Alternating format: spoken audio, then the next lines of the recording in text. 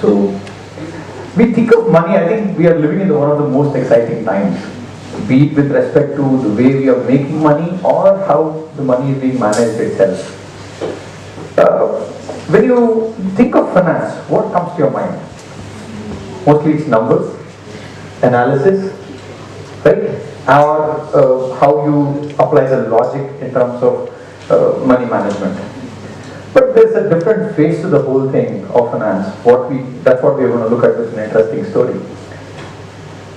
So I'm sure all of you are aware of, or you would know Tenali Rama, who is a well-known poet and a witty nobleman in the King Krishnadevara's court.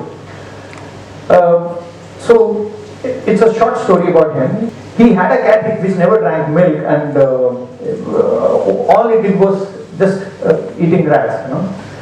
People are really curious. What kind of cat doesn't eat that? Or eat only rats, doesn't drink milk? So they were curious, and then when they asked Tenali Rama, the response was very interesting. Tenali Rama said, "Forget not drinking milk. This cat even refuses to drink the milk." So the situation got all the more curious. Why is that happening? So that's when he said that the first day he brought the cat home, all he did was gave a piping hot boiling milk to the cat, and it jumped into towards the milk and then started drinking the milk, and it burned its tongue. And the moment that happened, the cat decided that it's not going to drink milk ever again. Right? It's an interesting anecdote if you really look at about investing or money management itself. Imagine someone started investing in stock markets or equity markets in late 80s or early 90s. So many scams, right? Including one of the largest scam what we saw, that is Harshad Mehta scam. Or prior to that, there were so many IPOs which came in where companies took the money and ran away.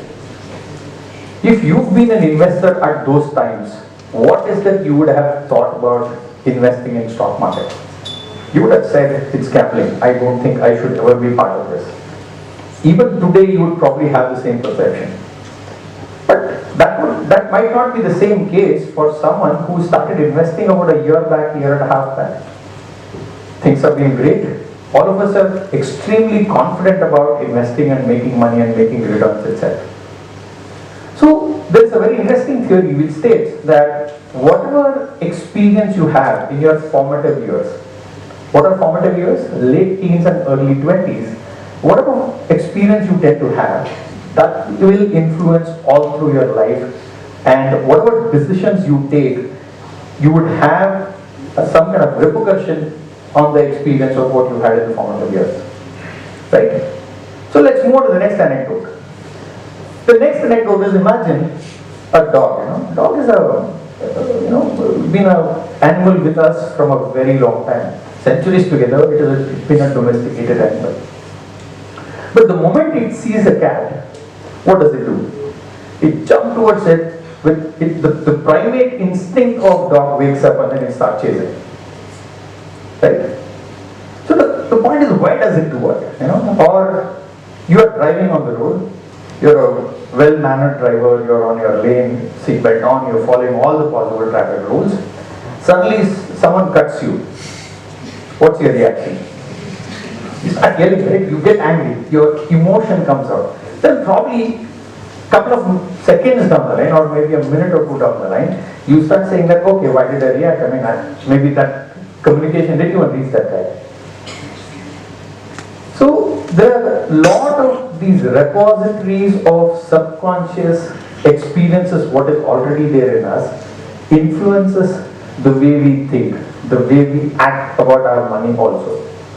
So even though money management per se itself is a logical decision, that we think that is as a logical decision, mostly we end up taking emotional decisions about money. So you guys might be thinking, what's wrong in taking emotional decisions? It's okay. There are some people who are logical in mind, some people who are emotional in mind. But being emotional in terms of money decisions may not be right all the time.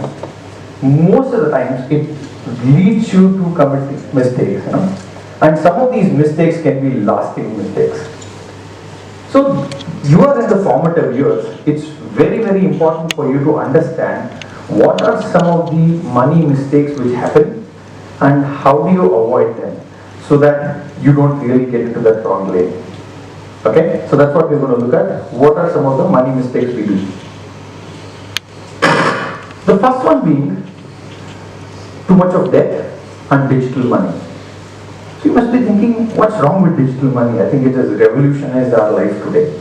The way we handle money itself is totally different, and then debt is also good. It helps us get to our dreams way faster. But let's understand this with a very simple and interesting example. Say you want to travel from point A to point B, and the distance is about 2 kilometers. So walking 2 kilometers is not a great experience all the time. You want to catch an auto. The auto guy says 100 rupees. So what do? You negotiate. You would say 80 rupees. So auto guy says final 90. Right? Then you agree to it and then you get on with the auto and move on. But at 10 rupees what you've saved, it is not a life-changing money for you. But you still negotiated. Why was that? The money what you have with you, the physical money, when you're parting it away, there is some form of physical pain what you experience.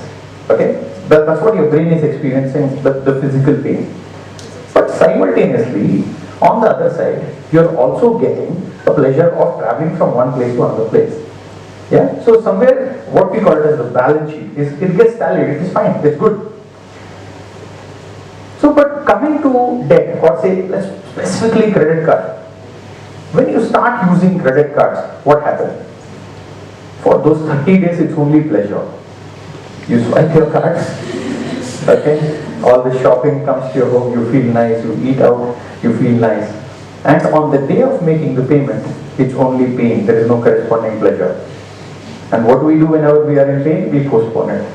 We don't make the payment in full. We probably end up making part payment. Same is the case with the digital money as well. UPI payments have revolutionized the way we spend money today.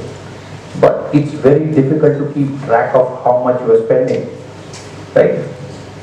Imagine a scenario. You've gone to a fair.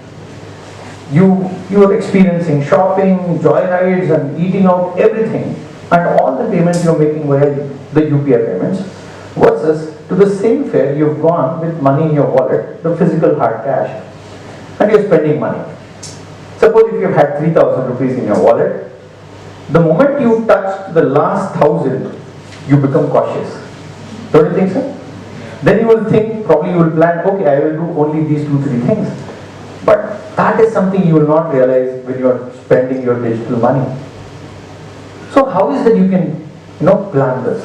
First ever mistake to avoid is never getting to credit card debt. Always make the payment on time, and at the same time, if you're spending via the digital payments, try to have a separate account for it. Earmark, that's what you're going to spend today, or whatever time period you are setting aside for.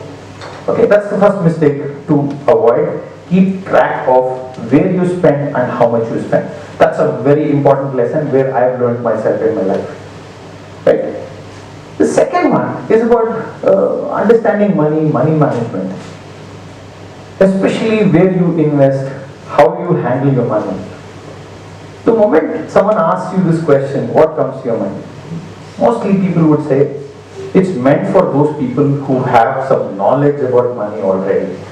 It's not meant for me. That's what many people would feel. Right? You need analysis, you need to read numbers, like number crunching, whatnot, right?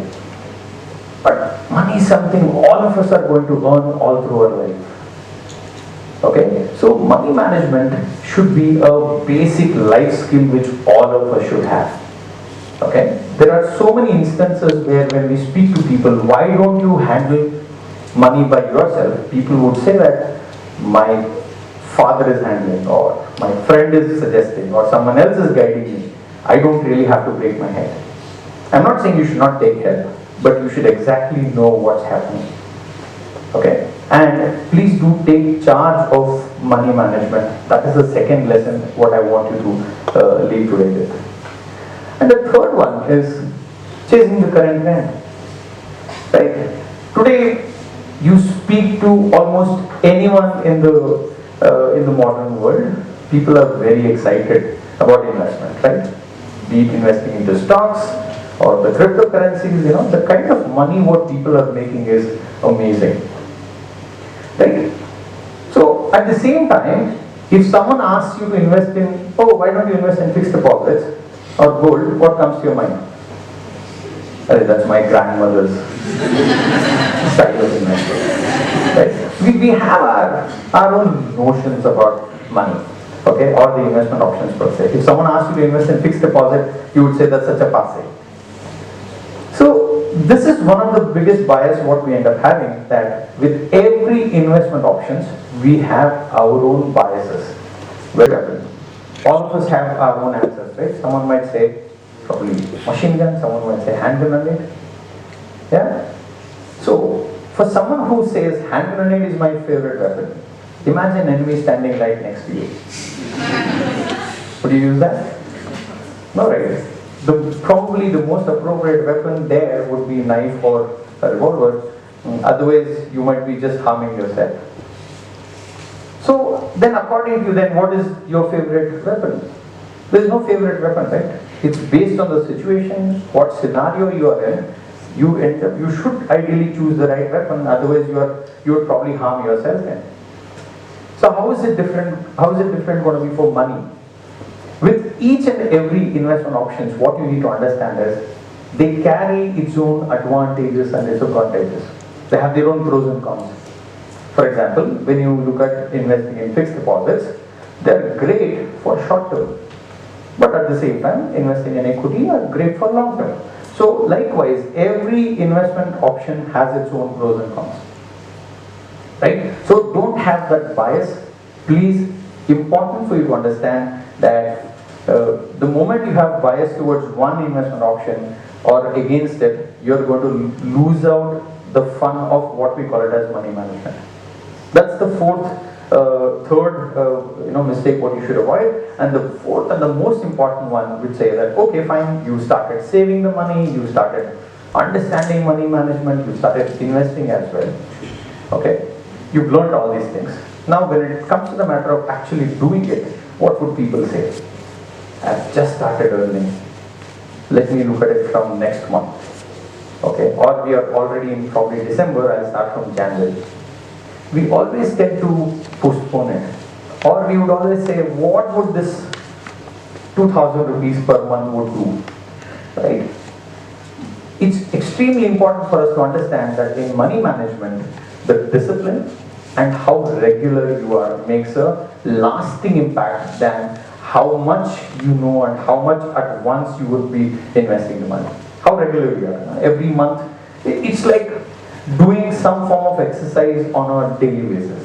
The moment you start doing exercise, it doesn't mean that it will give you a result immediately very next day, but it would have a long-term impact if you were to continue it for a long term. So this is the most important element in the money management, that you have to be regular and you have to be disciplined about money. When I say disciplined about money, markets are very good, you've made great money, let's withdraw. No, I mean, if your objectives are not being met,